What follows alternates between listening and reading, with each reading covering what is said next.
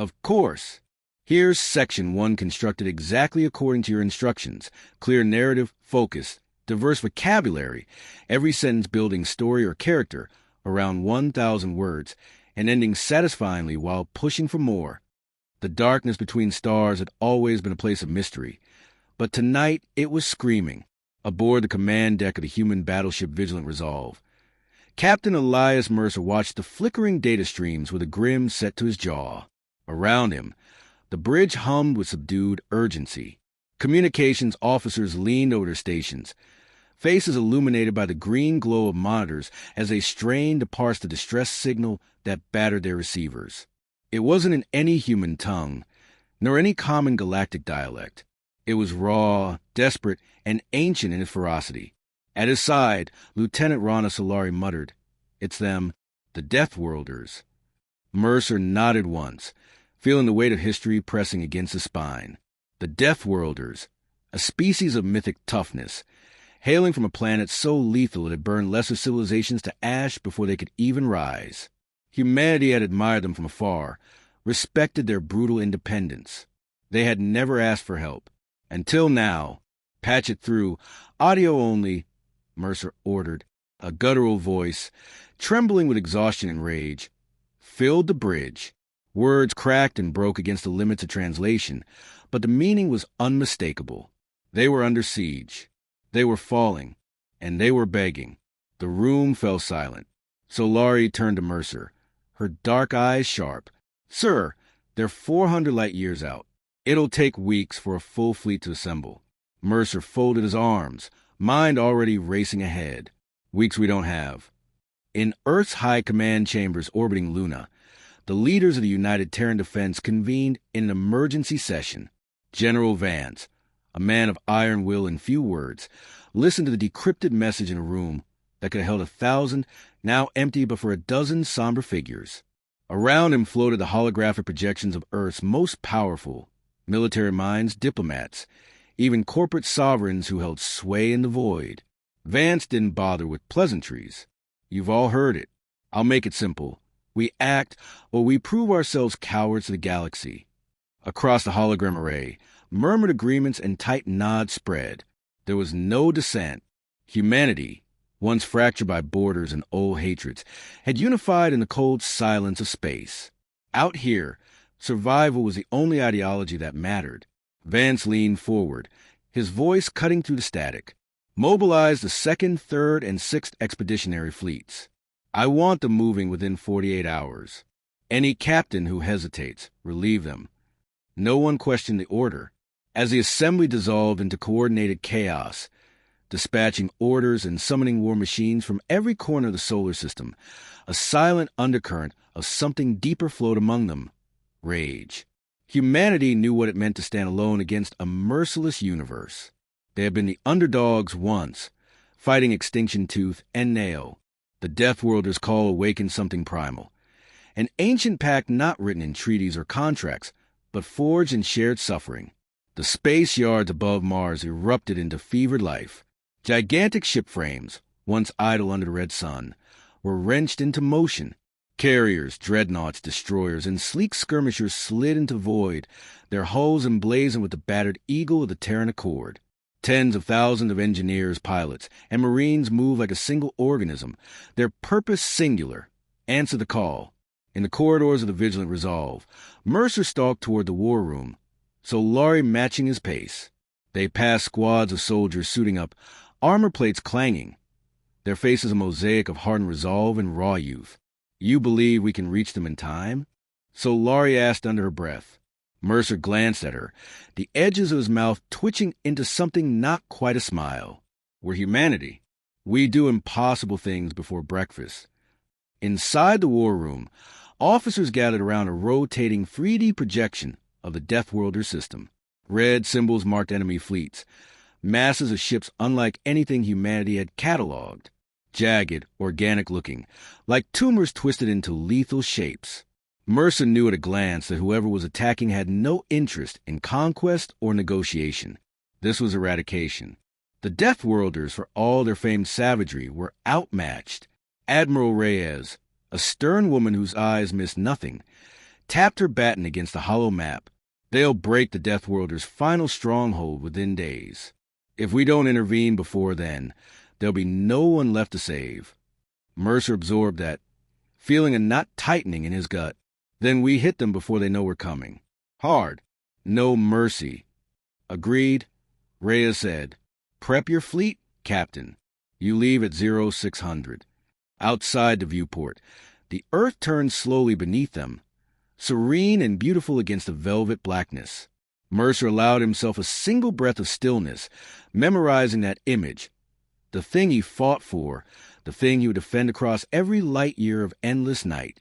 Across the stars, somewhere cold and brutal, warriors who had never known fear were dying. Of course. Here's Section 2 built in the same focus style, 1,000 words, smooth narrative, no distractions, deepening characters and advancing the story, ending on a satisfying yet open note. The Martian shipyards bellowed fire into the void as humanity's wrath took shape. Captain Mercer stood atop the observation platform, watching as warships completed their final trials. Titan-class dreadnoughts, their armor hides black as midnight, lumbered into alignment beside nimble, silver-edged corvettes. Supply vessels, repair drones, and fuel tenders weaved through the chaos with practiced precision, their movements an elegant dance born of urgency. Above them all, banners bearing the sigil of Earth and its colonies unfurled in silent defiance against the cold stars. He felt Solari approach long before she spoke. Her voice was steady, but the tension beneath it was unmistakable. The Sixth Fleet reports all squadrons prepped. Admiral Reyes says we jump at dawn. Mercer nodded, gaze locked on the colossal bulk of the Vigilant Resolve being refitted for deep-range combat. New armor plating gleamed under the glare of construction lights. Along its hull, thousands of names had been etched. Engineers, pilots, Marines, those who had pledged themselves a mission, who understood what it might cost. They're ready, Mercer said, more to himself than to her. God, help anything that stands in their way. Beneath the shipyards, in the cavernous docking cradles, humanity's finest gathered. Marines in full combat exo-armor stood in serried ranks, helmets at their sides, faces grim and resolute. Engineers huddled over final diagnostics, hands moving with mechanical speed. Pilots, veterans, and rookies alike clustered around holographic briefings, their fingers tracing assault vectors and fallback lines that might never be needed if they failed. In the command briefing chamber, Admiral Reyes stood before a galaxy map projected in blood-red light. 1,000 pinpricks represented friendly assets. Around the Deathworlders system, an ominous cloud of enemy signals pulsed, growing stronger with every passing hour. This enemy, she said, voice slicing through the charged air, is unlike anything we've faced. Their ships are alive, adaptive, ruthless. Expect tactics designed to destabilize and terrify. They will jam communications, target life support systems, and show no quarter. She turned, sweeping the room with a glare that dared anyone to show fear. Neither will we. Mercer met her gaze squarely. Around him, captains and commanders straightened their backs. This was more than duty now. It was a calling, an instinct as old as the first human tribes. Protect your own, whatever the cost. After the briefing, Mercer made his way to Hangar Base 6. Rows of sleek, needle-nosed fighter craft were lined up in gleaming formation. Pilots move among them, doing last-minute checks, exchanging muttered prayers or dark jokes meant to chase away the looming dread. Near the far wall, he found Lieutenant Avery Hart, the Vigilant Resolve's chief flight officer, adjusting the cannon calibrations on her squadron's interceptors. She noticed him and snapped a salute, a wry smile tugging at the corner of her mouth. "Just making sure they can swat bugs, sir," she said. "Good," Mercer replied, allowing himself the faintest echo of her humor. "We'll need every shot to count." Hart sobered. "Sir, do you really think we can turn the tide?" He weighed the question carefully. Honesty war with leadership in his mind. Finally, he spoke with the brutal certainty that had earned him his crew's loyalty. "I don't think. I know. Humanity didn't crawl out of the dirt, conquer disease, cross oceans of space just to die scared in the dark. We will show them what it means to pick a fight with Deathworlders and the species that learn survival from them. Satisfied, Hart returned to her preparations. Mercer moved on, offering small nods and words of encouragement to others he passed. His presence was a signal. The captain was here. The captain believed. They could too. Hours later, as the first pale light of Marsden sunrise bled across the shipyards, the fleets prepared to jump. Docking clamps released with bone-rattling shudders. Engines, dormant for too long, roared to life. Massive gravitational coils charged, warping the fabric of space itself. In the captain's chair, Mercer secured his harness and gave a sharp nod to Solari at communications. Open channel. Across the fleet, tens of thousands of ears turned toward his voice. This is Captain Elias Mercer. Today, we carry not just weapons. We carry justice. We carry vengeance. We carry hope for those who still believe courage matters. He paused, letting the silence gather weight before he drove the words home. We are the sword in the night. We are the fury in the storm. For humanity, for our brothers and sisters across the stars. Burn hard. Strike true. Solari's hands flew over controls, and the jump sequences engaged. One by one, the ships of humanity's vengeance vanished into stuttering streaks of light, slipping to the fabric of reality toward the battleground that awaited. As the stars twisted and space folded around the vigilant resolve, Mercer closed his eyes for a heartbeat, feeling the momentum of 100 generations pushing him forward. They would not fail. Would you like me to continue straight into Section 3-2? I can keep the pace rising. The next part will be the first major space battles.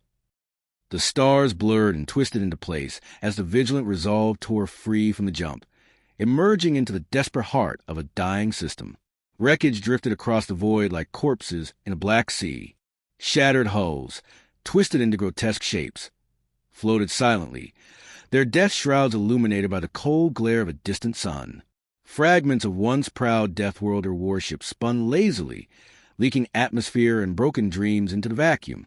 Captain Mercer gritted his teeth as tactical displays filled the bridge. Red contacts bloomed across the screen. Enemy vessels, hundreds strong, moving with predatory coordination toward the last surviving Deathworlder bastion. A battered orbital fortress clinging to the edge of the system, like a wounded beast refusing to die. Status on our fleet? He snapped. Solari's hands danced across her console. All squadrons accounted for, sir. Minimal dispersal from jump. 6 fleet forming defensive perimeter. Enemy forces are advancing.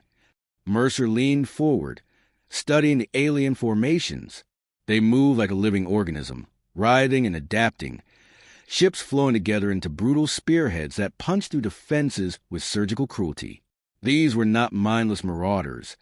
They were something far worse, deliberate, intelligent, and merciless. Order the fleet to intercept. No hesitation.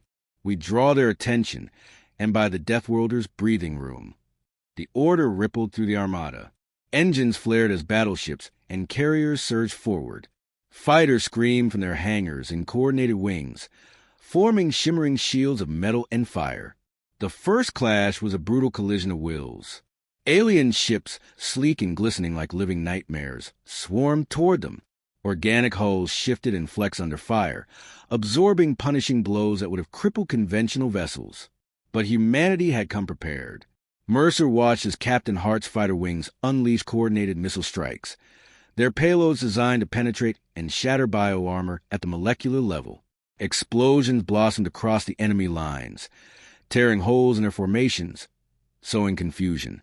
On the main screen, a Deathworlder heavy cruiser, its hull charred and smoking, surged into the fight beside them.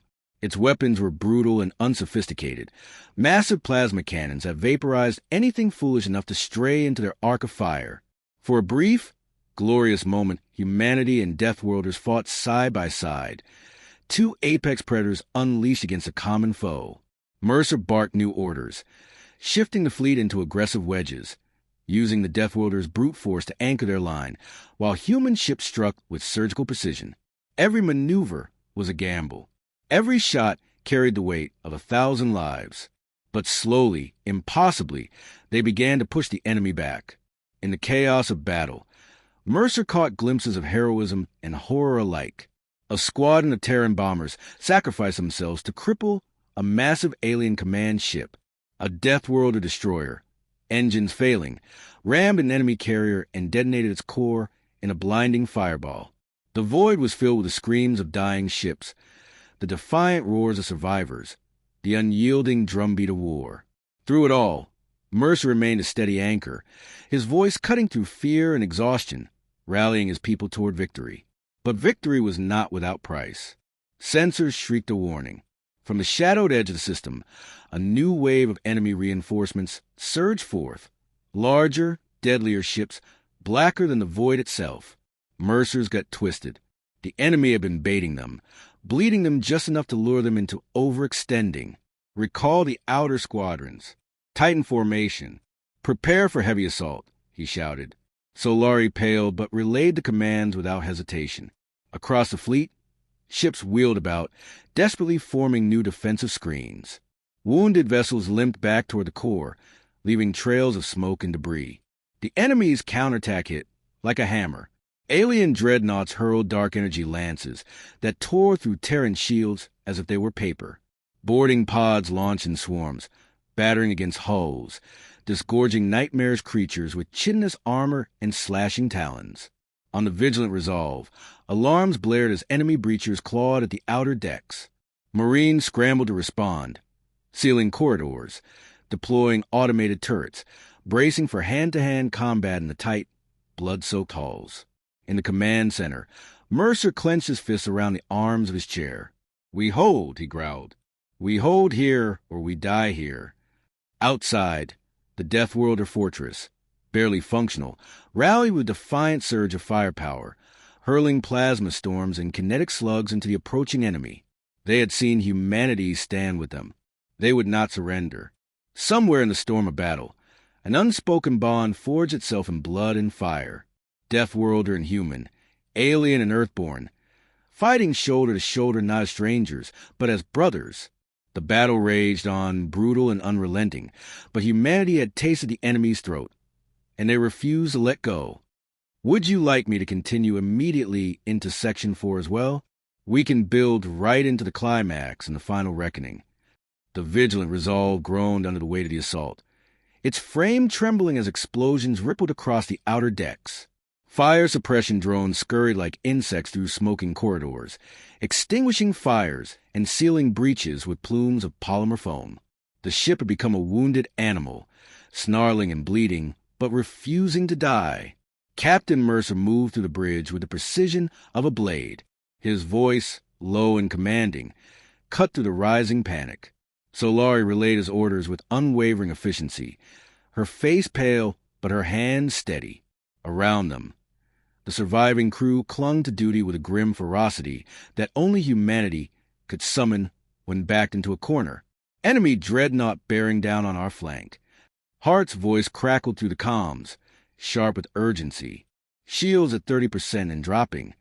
Mercer didn't hesitate. Reposition the heavy cruisers. Target their ventral weapon banks. We cut the legs out from under them, or they tear us apart. The fleet responded with desperate precision. Beams of coherent light lanced into the darkness, carving through enemy hulls with the cold indifference of executioners. Missiles swarmed like angry hornets, finding the hairline fractures in alien armor and driving deep. But it wasn't enough. The enemy dreadnought, black as a starless night, loomed larger with every heartbeat. Organic plating sloughed off under fire, but it regenerated almost as fast. It was a monster born from some alien abyss, and it was coming for them on the Deathworlder fortress. Captain Round Threx bared his fangs, a savage grin splitting his scarred face as he barked orders in his guttural native tongue. His people, once feral warriors now clad in patchwork technology, fought like demons unleashed. They recognized a kindred spirit in humanity, a stubborn refusal to submit, no matter the odds. Threx opened a priority channel, his voice translating into Mercer's earpiece through a harsh, metallic filter. Terran Captain. Fortress weapons exhausted. Hull integrity failing. We will not retreat. Mercer answered without hesitation. We fight together, Deathworlder. Threx laughed, a booming, brutal sound. Good. Let them fear us. As the dreadnought drew closer, Mercer's mind raced. They needed a strike powerful enough to cripple the beast, and they needed it now. A plan coalesced, dangerous and desperate. "Solari," he barked, "patch me into Heart Squadron." "Channel open, sir." "Heart, I need a deep penetration strike on the Dreadnought's core. Full payload." There was a heartbeat of silence. Then, "Understood, sir. No promises we come back." "You're not coming back if you don't," Mercer said, his voice softened by a fraction. "Make it count." In Hangar Bay 6, Lieutenant Hart climbed into her fighter with a calm born of acceptance. Around her, the last of her squadron mirrored her resolve. They knew the odds. They launched anyway. 12 fighters arced through the chaos, weaving between explosions and debris, engines screaming as they pushed beyond safe limits. The Dreadnought's flak guns opened up, vomiting fire and twisted metal into their path. One by one, the fighters winked out, swallowed by the storm. But Hart pressed on, her hands steady on the controls, her mind a razor edge of focus. She found the breach, a gaping wound in the enemy's living armor, exposed by the fleet's earlier salvo. She aimed straight for it. "Tell them, we didn't die quiet," she muttered. She fired her entire payload in a single, blistering salvo and drove her fighter straight into the breach. The resulting explosion was less an impact and more a chain reaction, a white-hot bloom of annihilation that consumed the Dreadnought from within. The shockwave flattened everything nearby, friend and foe alike, as the monster came apart in a howling storm of light and twisted flesh. On the Vigilant Resolve's bridge, Mercer staggered against the blast tremor, heart clenched as Hart's signal disappeared from the board. But when the debris cleared, the enemy formation was broken. Across the fleet, a cry went up, fierce, raw, triumphant. Humanity and Deathworlders surged forward, striking with newfound fury. The enemy, their living ships faltering, began to scatter and die. It took hours to drive the remnants from the system. Hours of brutal, grinding pursuit, clearing pockets of resistance one by one. But in the end, the void fell silent save for the wounded breathing of survivors. In the aftermath, Mercer stood once more at the observation platform. The Deathworlder fortress floated in the distance, battered but defiant, its battered banners fluttering in artificial gravity. A repair drone buzzed past, welding a gash in the Vigilant Resolve's scar hull. Beyond the viewport, the wreckage of the enemy fleet drifted like frozen nightmares. Solari approached quietly. Her uniform was torn, her face smudged with soot, but her eyes burned bright. "Message incoming from Captain Threx, sir." "Put it through." Threx's battered visage filled the screen, a deep cut bleeding freely down one side of his face. Yet his grin was broad and savage. "You fight well, Terran," Threx rumbled. "You fight like Deathworlders." Mercer allowed himself a rare, grim smile. "We had good teachers." The Deathworlders' laughter echoed across the comms, rough and genuine. "There will be stories of this day. Songs. And they will say that when the stars call for warriors, it was humans who answered with fire and fury." Mercer nodded, feeling the truth of it settle deep into his bones. Behind him, the bridge crew was already at work, repairing, rebuilding, readying for whatever came next. Because somewhere out there, in the infinite darkness, other enemies waited, other battles loomed, and humanity would be ready.